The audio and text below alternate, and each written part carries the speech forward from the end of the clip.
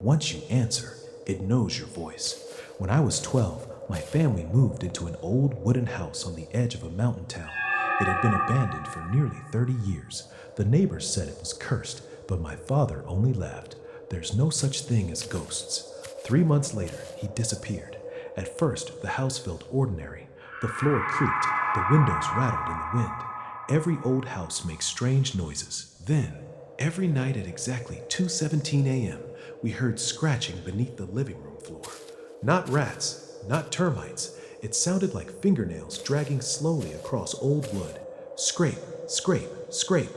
My father pulled up several floorboards, but beneath them was only dirt.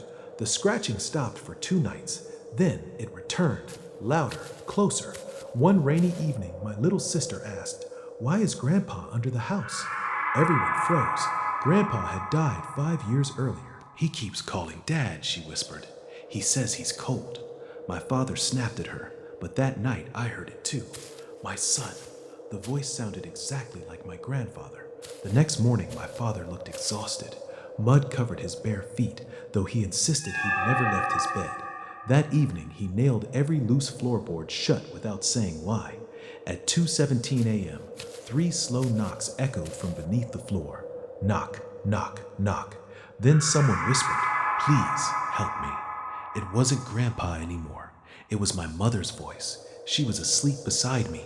Then the voice became my sister. Then mine. Finally, my father's. Every voice begged us to open the floor. My father covered my ears. "Whatever you hear," he whispered, "don't answer." By sunrise, the voices stopped. The next day, he called a priest. The priest refused to enter the house. Instead, he crawled underneath through a small opening. Seconds later, he stumbled back out, pale and shaking. "There shouldn't be that many footprints." Then he drove away. We never saw him again. That afternoon, my father packed everything. "We're leaving tonight." As the sun set, he opened the front door and froze. Fresh, muddy footprints stretched from the living room to every bedroom. None led outside. Something had walked through the house, and it was still inside. That night, the scratching came from inside the walls, then the ceiling, then directly behind my bed. Something whispered my name, softly, almost lovingly. I squeezed my eyes shut and stayed silent. My sister didn't. "Grandpa," she whispered. Everything went still. Then heavy footsteps raced across the ceiling. Closer, closer. The bedroom door slammed open. No one stood there, only muddy footprints leading to my sister's bed. She was gone. The window was locked. The door had never opened. She had simply vanished. Police searched for weeks. Nothing.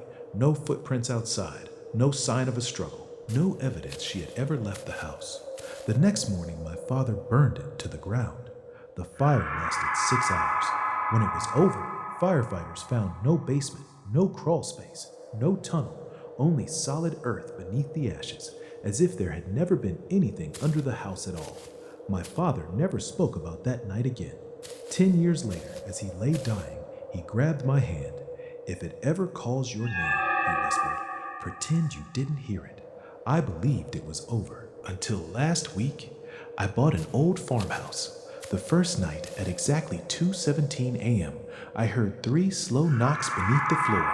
Then my father's voice whispered, "My son, help me." I already know better. I won't answer. But if you ever wake at 2:17 a.m. and someone you love calls your name from beneath the floorboards, remember this story, because it might not be them. It might already know yours.